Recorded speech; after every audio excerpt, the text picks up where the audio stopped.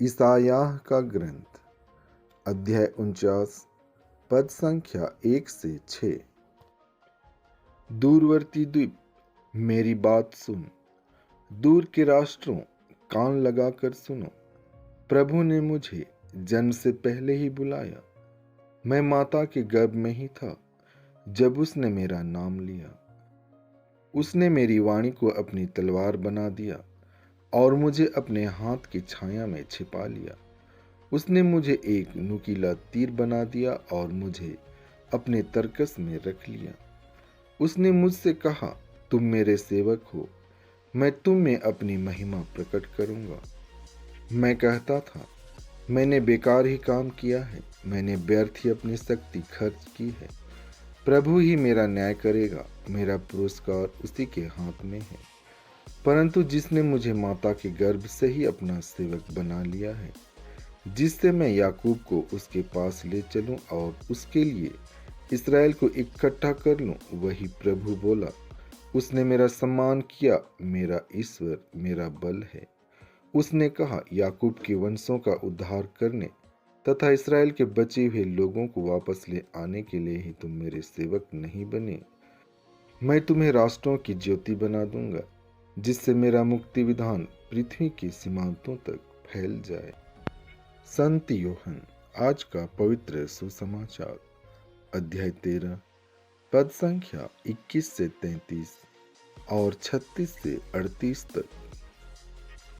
यह कहते कहते ईसा का मन व्याकुल हो उठा और उन्होंने कहा, मैं तुम लोगों से यह कहता हूं, तुम में से ही एक मुझे पकड़वा देगा। शिष्य एक दूसरे को देखते रहे, वे समझ नहीं पा रहे थे कि वे किसके विषय में कह रहे हैं। ईसा का एक शिष्य जिसे वे प्यार करते थे, उनकी छाती के सामने लेटा हुआ था। सिमोन पेतरुस ने उससे इशारा से यह कहा, पूछो तो वे किसके विषय में कह रहे हैं। इसलिए वह ईसा की छाती पर झुककर उनसे बोला, प्रभु वह कौन है। ईसा ने उत्तर दिया, मैं जिसे रोटी का टुकड़ा थाली में डुबो कर दूंगा वही है। और उन्होंने रोटी डुबोकर सिमोन इस्करियोती के पुत्र यूदस को दी। यूदस ने उसे ले लिया और शैतान उसमें घुस गया। तब ईसा ने उससे कहा, तुम्हें जो करना है वह जल्द ही करो। भोजन करने वालों में कोई नहीं समझ पाया कि ईसा ने उससे यह क्यों कहा। यूदस के पास थैली थी, इसलिए कुछ लोग यह समझते थे कि ईसा ने उससे यह कहा होगा कि हमें पर्व के लिए जो कुछ चाहिए वह खरीदना या गरीबों को कुछ दान देना। टुकड़ा लेकर यूदस तुरंत बाहर चला गया। उस समय रात हो चली थी।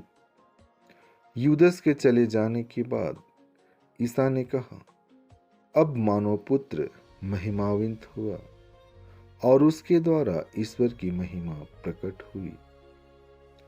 यदि उसके द्वारा ईश्वर की महिमा प्रकट हुई तो ईश्वर भी उसे अपने यहाँ महिमान्वित करेगा और वह शीघ्र ही उसे महिमान्वित करेगा। बच्चों, मैं और थोड़े ही समय तक तुम्हारे साथ हूँ। तुम मुझे ढूंढोगे और मैंने यहूदियों से जो कहा था अब तुमसे भी वही कहता हूँ। मैं जहाँ जा रहा हूँ वहाँ तुम नहीं आ सकते। सिमोन पेतरुस ने उनसे कहा, प्रभु आप कहाँ जा रहे हैं। ईसा ने उसे उत्तर दिया, मैं जहाँ जा रहा हूँ वहाँ तुम इस समय मेरे पीछे नहीं आ सकते, तुम वहाँ बाद में आओगे। पेतरुस ने उनसे कहा, प्रभु मैं इस समय आपके पीछे क्यों नहीं आ सकता, मैं आपके लिए अपने प्राण दे दूंगा।